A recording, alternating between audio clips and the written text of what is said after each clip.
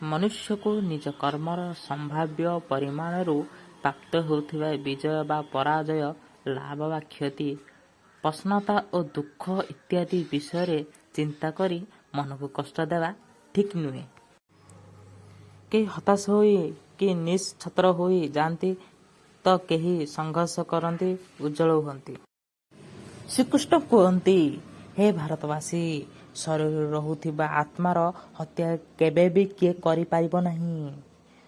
ତୁମକୁ କୌଣସି ଜୀବ ପାଇଁ ସୁଖ କରିବା ଆବଶ୍ୟକ ନୁହେଁ। ମନୁଷ୍ୟର ମାନବତା ସେହି ସମୟରେ ନଷ୍ଟ ହୋଇଯାଏ ଯେତେବେଳେ ସେ ଅନ୍ୟର ଦୁଃଖ ଦେଖି ଆନନ୍ଦ ନେଇଥାଏ। ଯେତେବେଳେ ଆମ ମନ ଦୁର୍ବଳ ହୋଇଥାଏ ତ ଖରାପ ପରିସ୍ଥିତି ଗୁଡ଼ିକ ସମସ୍ୟା ବନିଯାଏ ଏବଂ ଯେବେ ଆମ ମନ ସ୍ଥିର ହୋଇଥାଏ ଖରାପ ପରିସ୍ଥିତି ଗୁଡ଼ିକ ଆହ୍ୱାନ ବନିଯାଏ ଏବଂ ଯେତେବେଳେ ଆମ ମନ ମଜବୁତ ହୋଇଥାଏ ତ ସବୁ ପରିସ୍ଥିତି ଆବଶ୍ୟକ ବନି ଯାଇଥାଏ।